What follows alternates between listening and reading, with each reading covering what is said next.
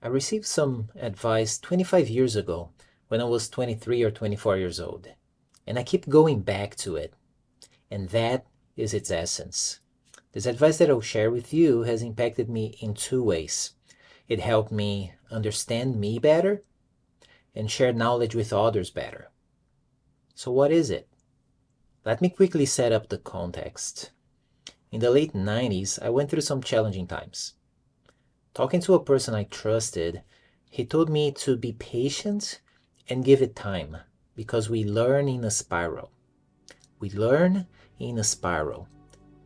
I heard that in Brazilian Portuguese, so I may not be translating it properly. Stay with me though.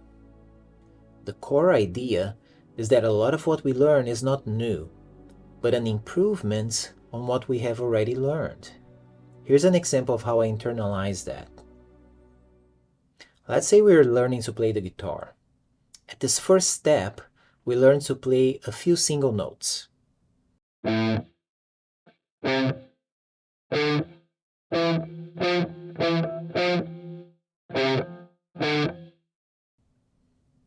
the second step, we learn to play a few simple chords.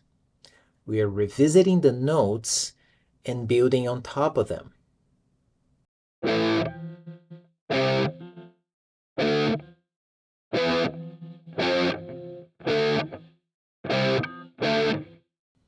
At this third step, we strum a few chords to a song we had heard several times. We are revisiting the chords and the notes.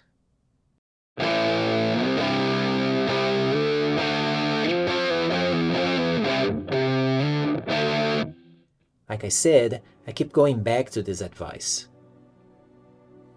I'm very introspective, so I noticed that instead of asking myself, what am I going to learn?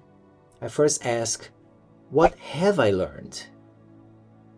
I even dig a little deeper, asking, when did I learn about this one thing? Who did I learn it from? How have I put it into practice? What were the struggles? How have I overcome them? And what else have I learned since then that's related to it?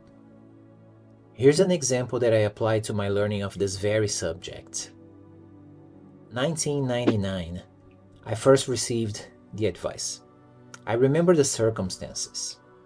2008, I revisit the topic and write a blog post about it. 2011, 3 years go by, and I write another post. In 2018, I learn of the passing of the person who shared this idea with me, which reminds me of his words. I realized we had lost touch and I never got to tell him the importance of his words for me.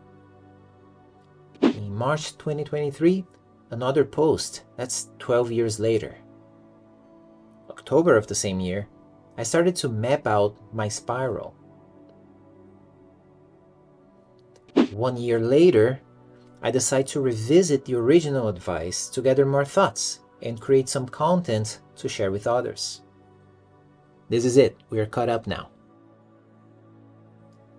25 years later, I finally discovered where this idea of learning in a spiral comes from, and I'll tell you shortly.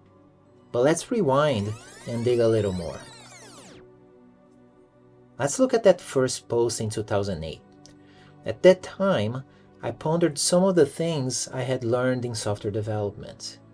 Design patterns and principles were top of mind.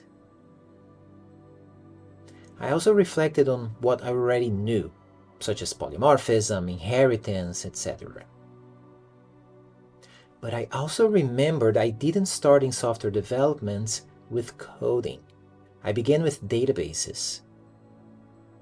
Then I realized that I didn't learn just one thing from the bottom up. I was learning other things along the way. The way I modeled and worked with databases had heavily influenced the way I modeled classes and worked with objects. 3 years later, I am more aware of the connections between lessons learned in different areas over time.